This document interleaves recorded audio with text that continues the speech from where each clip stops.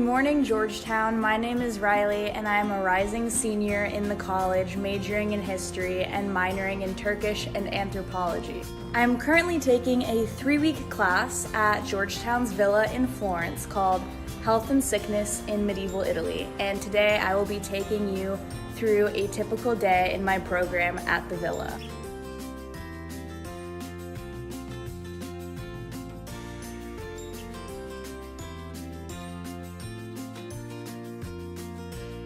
So Georgetown's Villa is actually in Fiesole, which is 20 minutes up the hill from Florence, which gives us this amazing view every day to wake up. I will now be showing you some views of the villa.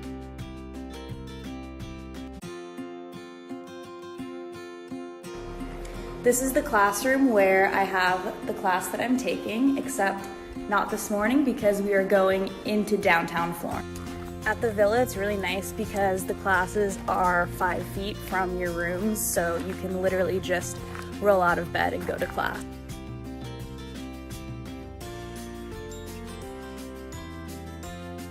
This is probably my favorite outside area of the Villa, and we have our afternoon class discussions usually here at this table.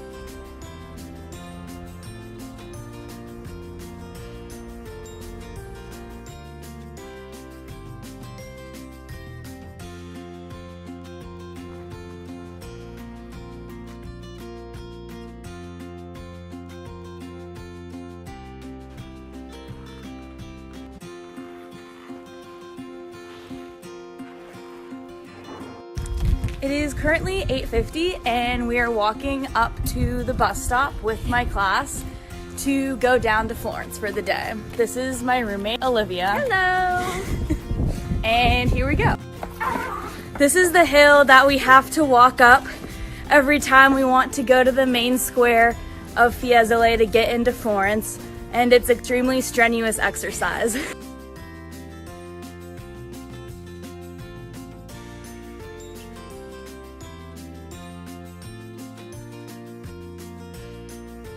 My name is Tim Newfield. I am a historical epidemiologist and a medievalist working at Georgetown History Department and the Biology Department, and I am one of the instructors of the course Health and Illness in Medieval Italy.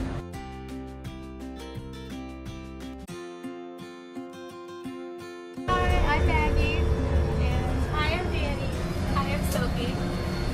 These are some of the people in my class, and we're on the bus right now. Why did you all want to take this class? Because I'm really interested in medieval plague. Infection-setting diseases. Disease in the pre-germ period times. I'm fascinated.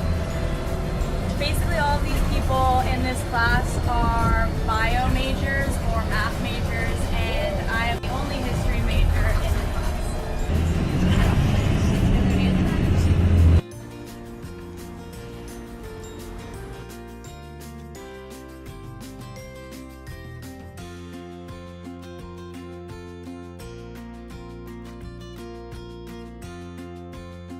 Here we have a typical Florentine market with the palace of the Medicis in the background, and behind that the personal chapel as well, and bell tower of the Duomo designed by Giotto.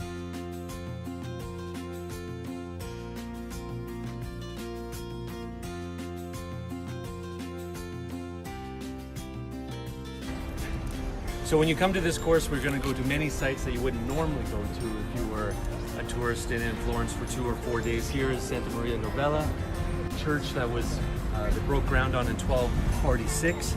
And in this courtyard around here was a horse race conducted by Cosimo I for a number of years. But more importantly, inside the church, there are several art forms that are influenced by the Black Death, including one of Tuscany's first cadaver tombs. So we do a lot of morbid things in this course. We'll be looking at a cadaver tomb right now. We looked at the mass grave last week. Okay. By the way, the mass grave was really cool.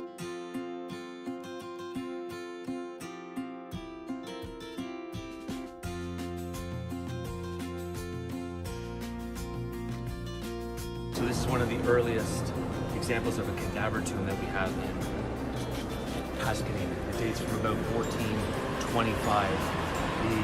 The design and the appeal of cadaver tombs spread widely after the Black Death. They're meant to remind everyone who observes the tomb that they are going to die. This is a reminder that says in the medallion that he was what you are, and you will be what he has become. Okay.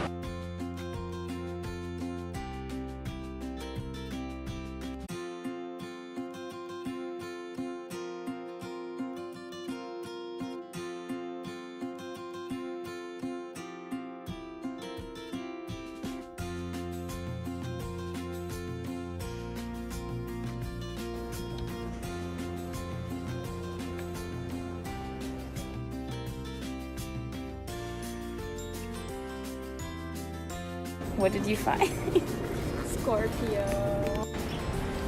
So there are a lot of graves in this church, and we are going to the Hospital of the Innocents next.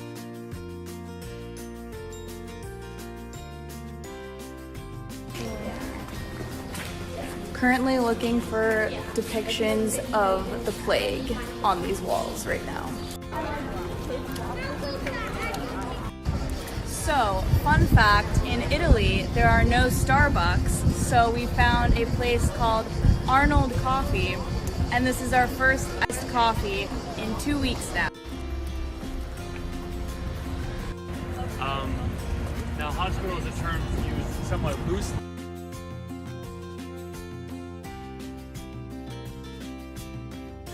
We're now visiting a medieval orphanage that was run by the Silk Guild in Florence, where orphans were dropped off at this fountain and received an actually really good education here.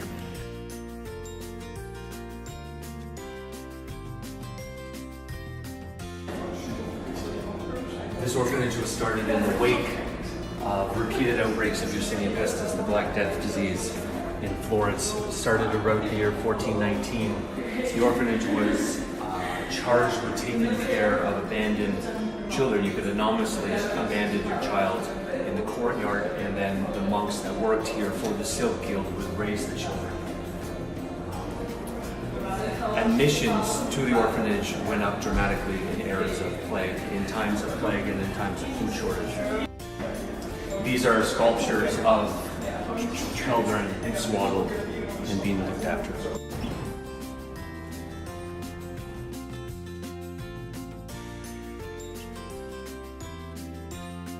The Duomo!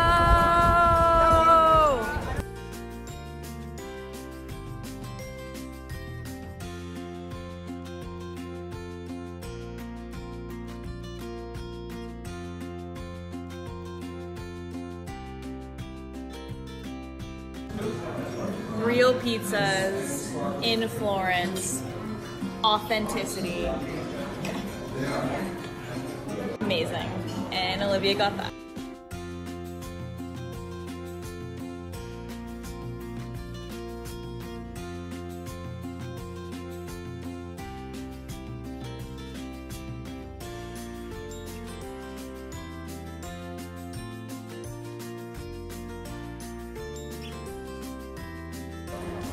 Just finished lunch at the pizzeria. I would give it a 10 out of 10 rating. And now we are walking back to catch the bus to go back up the hill, back to the villa for afternoon discussion. Yes. There's like a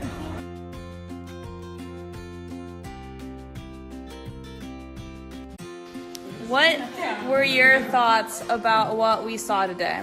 I thought it was a lot of fun. I thought it was really cool to see the today. And the church was beautiful. We're now back, and we're gonna do some review for our upcoming midterm on Friday.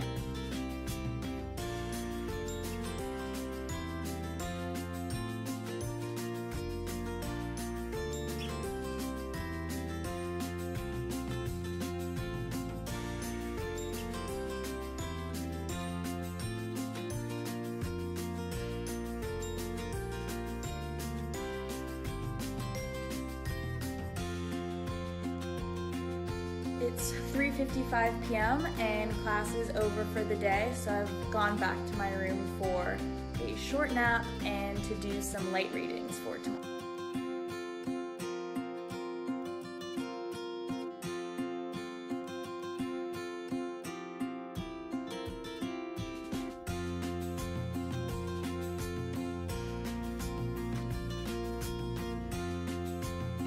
Obviously, a gelato before dinner is very necessary every day.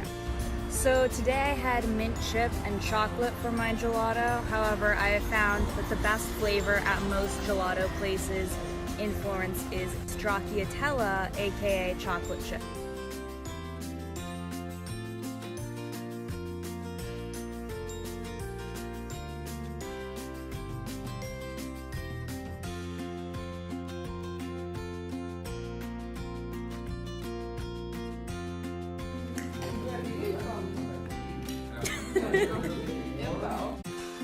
This is Ferruccio, our RA. Introduce yourself. Hi, I'm Ferruccio, and I'm from Florence. And what else? He's very cool. He's our RA. Bye, Snapchat. It's been a great day. Signing off from my room at the villa. Hope you liked my tour of Florence. Bye.